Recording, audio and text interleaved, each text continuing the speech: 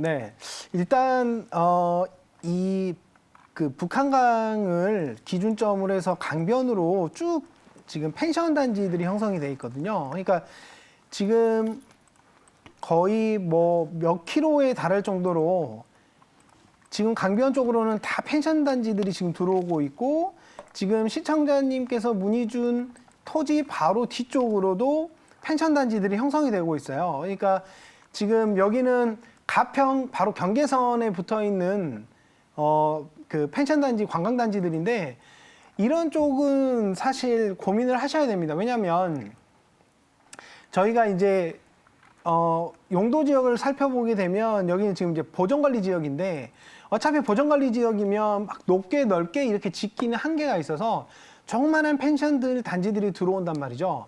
근데 이렇게 조그만하게 들어오게 되면 대부분이 주인들이 같이 거주하면서 관리를 하게 되는데, 이게 이제 지금 문의 주신 분이 만약 여기를 매도를 결정하거나 여기서 매도를 해서 다른 쪽으로 지금 이제 다시 도시로 나간다는 고민을 하고 계신다면 거의 대부분 비슷한 고민들을 하고 계시는 거예요. 왜냐하면 이게 주인이 직접 어떤 그 사람을 고용해서 운영을 하는 게 아니라 거의 주인들이 이 상주하면서 관리를 하다 보니까 사실 2, 3년 되다 보면 지치기도 하고, 지금 거의 3.6km에 가까운 거리에 계속 그 펜션들이 지금 생겨나고 있고 앞으로도 들어오는데, 이런 경우에 지금 펜션들도 요즘에 유행을 타기 때문에 이 유행이 좀 뒤처지게 되면 당연히 그 어떤 임대 금액도 낮아지게 되고 수입원이 계산했던 것보다 떨어지게 되면 이게 나중에 매도할 때도 조금 어려움이 생길 수밖에 없습니다. 왜냐하면 건축 단가나 토지 가격은 처음에 들어간 비용은 있는데, 이게 어떤 그 임대 비용이 낮아지게 되면 당연히 매매가가 떨어지다 보니까 팔지도 못하고 이게 계속 유지하자니 힘든 것도 있고 해서, 이런 부분들을 직접 뭐 투자를 하시거나 건축하실 때는 굉장히 신중하셔야 되고요. 지금 여기가 조금 지금 갖고 계시는 이 토지와 물건지와 그 주변이 만약에 관광지로 춘천시에서 특화단지를 만들어줬다면 조금 메리트가 있을 수 있는데, 지금 길 건너에 지금 가평 쪽도 비슷한 형상들로 해서 아래쪽에 지금 관광단지들을 계속 확장시키고 있습니다. 그러니까 경쟁할 수 있는 어떤 토지들이나 그런 필지들이 많이 늘어나게 되면 앞으로 매도하시는데도 분명히 어려움이 있기 때문에, 한 번이라도 만약에 지금 매도를 고민하고 계신다면 차라리 그 고민이 생겼을 때 매도를 하시고 다른 쪽으로 투자 방향을 바꿔보시는 게 저는 맞다라고 봐요.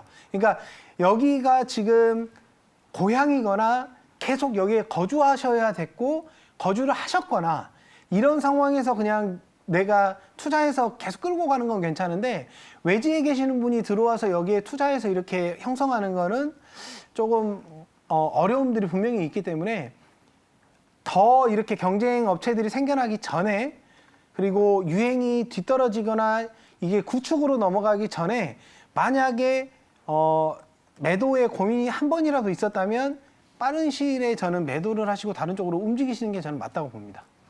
네, 이렇게 매도 쪽으로 방향을 잡아주셨으니까 이제 매도하고 나서 향후에 또 투자 계획에 대해서 궁금하다면 다시 한번 전화를 주시고요.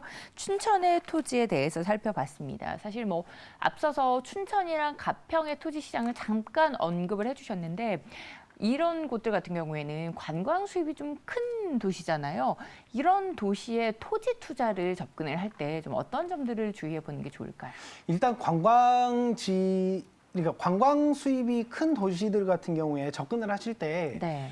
이제 저희가 펜션이나 아니면 상가나 이렇게 접근을 하시긴 하는데, 단순히 그 어떤 입지만 보고 어떤 내가 직접 여기서 운영을 할 것인지 아니면 지어서 팔 것인지에 대한 고민도 하셔야 되고요. 주변에 예를 들어서 지금 춘천 같은 경우에 레고랜드가 있는데 코로나 때문에 지금 그 오픈이 연기돼 있는 상황이에요. 그러니까 물론 지금 방금 말씀하신 시청자분께서 갖고 계시는 토지는 레고랜드와 뭐 직접적인 연관이 있는 건 아닌데, 교통 호재라든지 아니면 어떤 관광 개발 호재라든지 이런 것들을 진행 상황을 좀 보시면서 저는 투자 시간을 타이밍을 맞추시는 게 맞다라고 봐요. 그러니까 예를 들어서 이런 그 대형 관광 개발을 하겠다라고 발표를 했는데 이게 지자체장이 바뀌게 되면 보류되거나 취소되는 경우들이 간간히 있기 때문에, 이게 실질적으로 착공이 들어간 걸 확인하고 저는 투자를 하셔도 매입 그 금액이 크게 차이가 나지 않기 때문에 그런 것들을 좀 신중하게 접근하실 필요가 있고요.